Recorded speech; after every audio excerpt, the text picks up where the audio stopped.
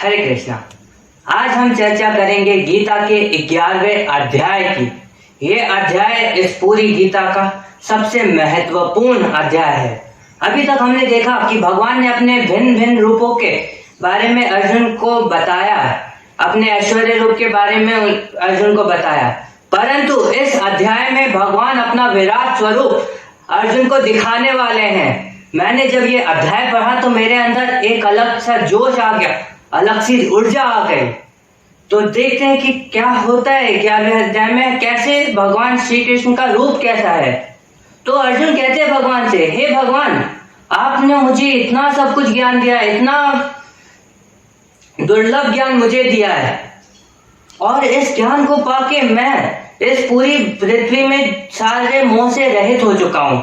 हाँ, जो भी आपने मुझे कहा मैंने पूरे विस्तार रूप से उसको सुना, समझा, और मैं आपके भक्त बन चुका हूँ।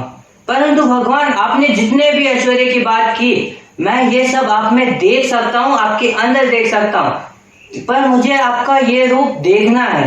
विराट रूप जो है वो मुझे देखने की इच्छा हो रही है। अगर आप समझते हैं कि मैं देखने के लिए सही पात्र हूँ या समर्थ हूँ, तो कृपया करके भगवान मुझे अपना विराट रूप दिखाइए, अपना ऐश्वर्य रूप दिखाइए। जिसके उत्तर में भगवान कहते हैं कि अर्जुन, अब तुम तैयार हो जाओ, मैं तुम्हें वो रूप दिखाने वाला हूँ जिसमें सैकड़ों करोड़ों देवी और विविध रंग हैं। इसमें इस रूप में आदित्य, जो 12 आदित्य होते हैं, 11 रुद्र और 8 वसु, 2 अश्विनी कुमार और सारे ऋषि मुनि, समस्त ब्रह्मांड इस रूप में है। ये रूप बहुत विशाल है, और इस रूप को देखने के लिए अर्जुन, तुम्हें दिव्य दृष्टि चाहिए होगी। हाँ, तुम अपनी इस आंखों से मेरे को नहीं देख सकते, इतना प्रकाश है उस रूप में। 100,000 सूर्यों के भांति प्रकाश है। हम कैसे देख सकते हैं? हम एक सूर्य को तो देख नहीं सकते 5 मिनट लगातार, हमारी आंखों से आंसू आने लगते हैं, आंख बंद हो जाती है। 100,000 सूर्य के प्रकाश वाला रूप देखने के लिए भगवान कहते हैं कि अर्जुन, तुम्हें दिव्य दृष्टि चाहिए होगी, और वो दिव्य दृष्टि भगवान अर्जुन को प्रदान करते हैं। अब भगवान ने जब अर्जुन को दिव्य दृष्टि प्रदान कर दी है, अब भगवान अपना विराट स्वरूप अर्जुन को दिखाते हैं। अर्जुन भगवान का विराट स्वरूप देख के कहते हैं कि भगवान, मैं आप में सारे देवी देवता, शिव जी, ब्रह्मा जी, सबको देख पा रहा हूँ। सारे जीव आपके अंदर एकत्र हो चुके हैं। कहते हैं आपके अंदर से जो प्रकाश आ रहा है वो 1000 सूर्य से भी ज्यादा का प्रकाश है, और ये देख पाना किसी भी नयन के लिए संभव नहीं है, परंतु आपके द्वारा प्रदान की दिव्य दृष्टि से मैं ये बिना किसी कष्ट के देख पा रहा हूँ। इतना सारा वो है, इतना सारा प्रकाश है, इतना सारा तेज है, परंतु मैं देख पा रहा हूँ। आपका रूप अनंत है, आपके अनगिनत थर, आँख, पेट, हाथ सब अनंत है। आप पूरा अंत, मध्य, शुरुआत से रहित हैं। पूरा ब्रह्मांड आपके अंदर समा चुका है प्रभु। और अर्जुन कहते हैं कि आपका जो यश है वो अनंत है, बहुत ज्यादा यश है। सूर्य, चंद्रमा आपकी आंखें हैं, बस आंखें। जैसे हम अंधेरे में अगर बिल्ली को देखते हैं तो हमें उसकी आंखें दिखती हैं ना, वैसे ही अभी जो हम सूर्य चंद्रमा को देख रहे हैं वो भगवान की आंखें हैं। अगर हमें भगवान का विशाल विराट रूप देखना होगा तो हमें अपनी अज्ञानता के अंधकार से निकल के भगवान की भक्ति में प्रकाशित, भगवान की भक्ति से प्रकाशित होना पड़ेगा। अर्जुन ये भी कहते हैं कि आपके सारे मुखों से अग्नि निकल रही है, वो उनसे इतना तेज है कि सब कुछ आप जला सकते हैं। अर्जुन कहते हैं आपकी सारी अनगिनत भुजाएं हैं। और उसके बाद अर्जुन कहते हैं कि जितने भी देवी देवता हैं, जितना भी देवता गण हैं, वो सब आपके अंदर समा रहे हैं। सब लोग आप हाथ जोड़ के आपके आ जा रहे हैं। जितने भी ऋषि मुनि साधु हैं वो कल्याण हो कह के आपके अंदर समा रहे हैं। जो रुद्र, आदित्य, ऋषि मुनि, असुर, वसु, अश्विनी कुमार, ये सब आपको देखकर विचलित हो रहे हैं। इस पूरी पृथ्वी पे जो लोग आपको देख पा रहे हैं, जो लोग आपको देख रहे हैं, वो सब भयभीत हो रहे हैं। आप एक हैं, पूरा धरती आसमान आप ही में समाया हुआ है। तो मैं यहाँ पे आप सबको एक चीज बताना चाहता हूँ। हमने सुना होगा कि हमारे 33 कोटि देवी देवता हैं। वो यहाँ पे कोटि का मतलब करोड़ नहीं है। बहुत लोग कहते हैं कि 33 करोड़ देवी देवता हैं। यहाँ पे 33 का मतलब प्रकार, तरह के 33 अलग प्रकार के देवी देवता हैं। और इसमें आते हैं 12 आदित्य, 11 रुद्र, 8 वत्स और 2 अश्विनी कुमार। फिर अर्जुन ये कहते हैं कि हे भगवान श्री कृष्ण, आपका ये रूप देख के मेरा मन भी विचलित हो रहा है, मुझे भी अब डर सा लग रहा है। अर्जुन बोलते हैं, हे भगवान, आप मुझ पे प्रसन्न हो। आपके विकराल दाढ़ों को देख करके, आपके मुंह से अग्नि को देख करके मैं अपना संतुलन खो रहा हूँ, अपना धीरज खो रहा हूँ और इस सारे मोह से अब मैं ग्रस्त हो रहा हूँ, रहित हो रहा हूँ। और फिर उसके बाद कहते हैं कि हे भगवान, धृतराष्ट्र के सारे पुत्रों को और उनके सारे सहायक राजाओं को, भीष्म पितामह, द्रोण, कर्ण और सारे हमारे प्रमुख योद्धाओं को भी आपके विकराल मुंह में प्रवेश करते हुए देख रहा हूं मैं। उनमें से कुछ के सिरों को तो आप अपने दांतों से चूर्णित कर रहे हैं। जिस प्रकार नदी अंत में समुद्र में समा जाती है, वैसे ही सारे योद्धा आपके अंदर समा रहे हैं, आपके मुंह में प्रवेश कर रहे हैं। और उसके बाद भगवान से वो कहते हैं कि मैं देख रहा हूं भगवान कि सारे लोग, सारे ब्रह्मांड के समस्त लोग आपके अंदर जा रहे हैं और आप उनको निगल रहे हैं। हे भगवान, मैं आपको बारंबार प्रणाम करता हूँ। वो उनको दंडवत प्रणाम करते हैं और कहते हैं कि भगवान, इतने उग्र रूप में, इतने विशाल रूप में आप मुझे बताइए कि आप कौन हैं।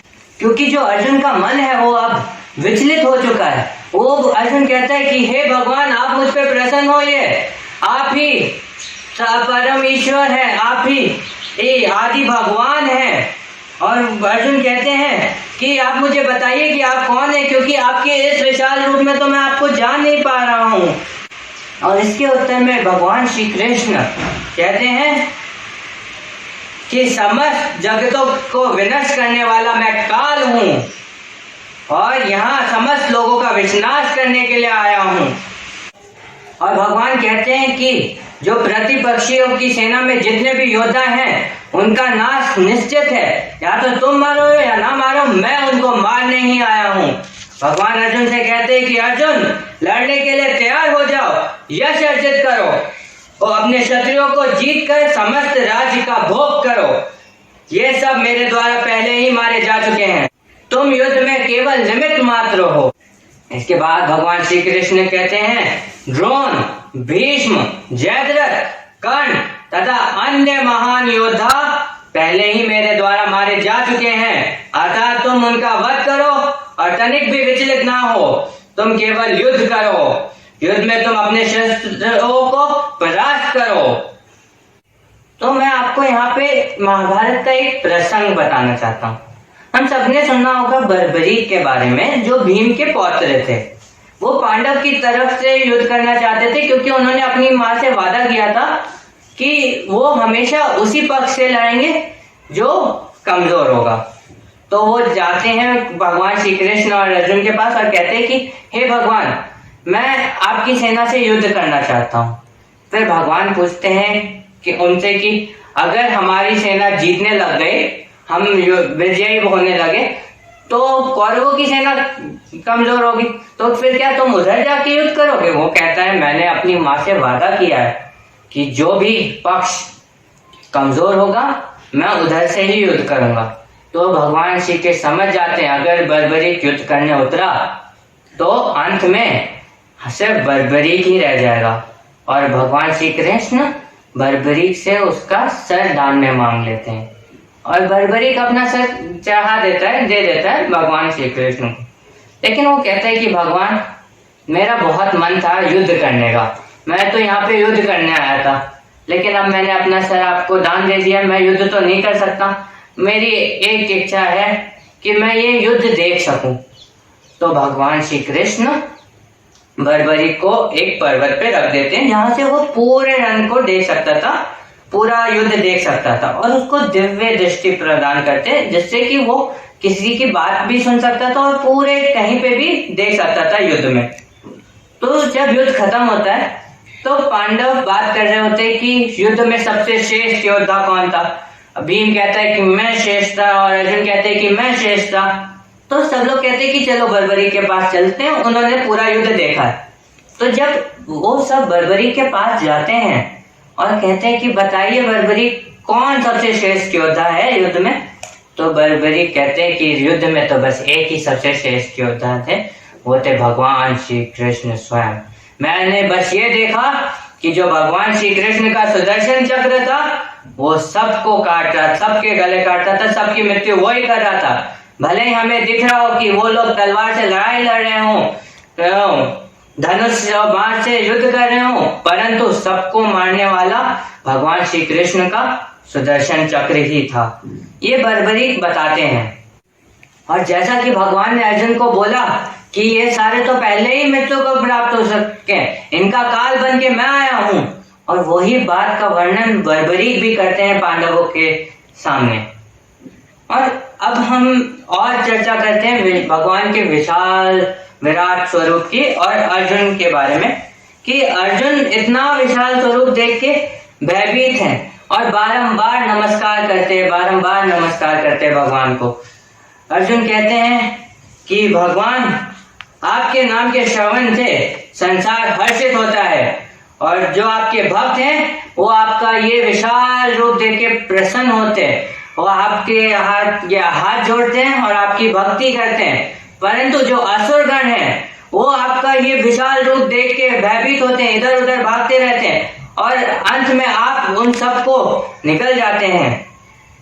और इसके बाद अर्जुन ये भी कहते हैं कि आप तो ब्रह्मा से भी बढ़ के हैं, जो ब्रह्मा जी ने पूरी सृष्टि को बनाया, आप उनसे भी बढ़ के हैं, तो फिर वे आपको सादर नमस्कार क्यों ना करें।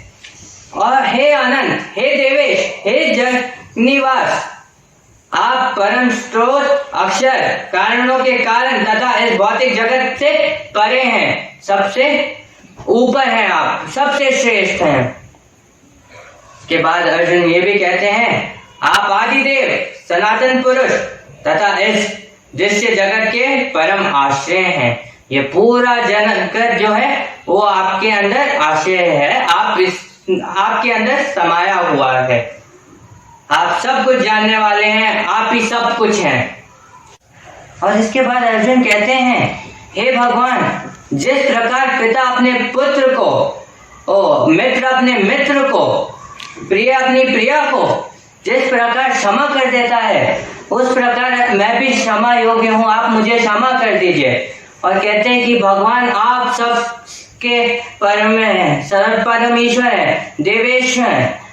आपका इस विराट स्वरूप को देख के मैं बहुत हर्षित हो रहा हूँ, परंतु मैं व्याकुल भी हो रहा हूँ। कृपया करके आप मुझे अपना चतुर्भुज विष्णु रूप दिखाइए। अर्जुन कहते हैं, आप वायु, अग्नि, जल तथा चंद्रमा हैं, और आप आदि जीव ब्रह्मा हैं, और आप पितामह हैं।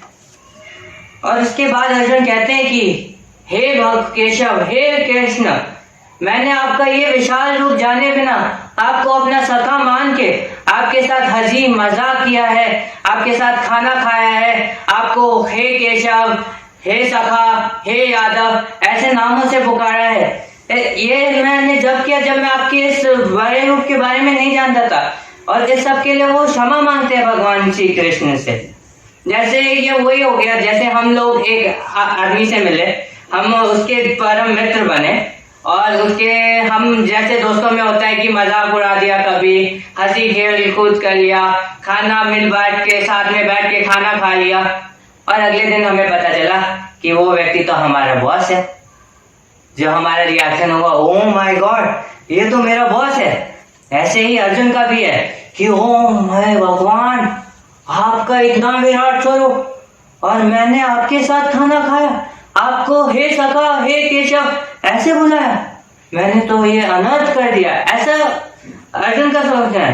परंतु भगवान श्री कृष्ण तो अपने सखाओं के साथ हमेशा भक्ति से, प्रेम से रहते हैं। वो जब बचपन में भी थे तो वो भी अपने मित्रों का झूठा भी खाते थे, माखन, उनके साथ झूठा माखन भी खाते थे। और परंतु अभी अर्जुन आश्चर्यचकित हो चुका है। और इसके बाद भगवान श्री कृष्ण कहते हैं कि हे अर्जुन, मैंने ये रूप तुम्हें तुम्हारे अनुग्रह पे दिखाया, तुमने मुझसे अनुग्रह किया था, इसलिए मैंने ये रूप दिखाया। ये रूप मैंने अभी तक पूरे संसार में किसी को नहीं दिखाया, परंतु तुमने मुझसे आग्रह किया था, इसलिए मैंने ये रूप दिखाया। ये जो रूप है किसी यज्ञ, कर्म और किसी भी पूजा से ये प्राप्त नहीं हो सकता, परंतु ये रूप मैंने तुम्हें दिखाया है तुम्हारी भक्ति के लिए। और इसके बाद भगवान श्री कृष्ण कहते हैं कि तुम्हें ये मेरा विराट रूप देख करके भयभीत, व्याकुल नहीं होना चाहिए, तुम्हें प्रसन्न होना चाहिए। और इसके बाद भगवान शंख, चक्र, गदा, पद्म युक्त चतुर्भुज रूप अर्जुन को दिखाते हैं।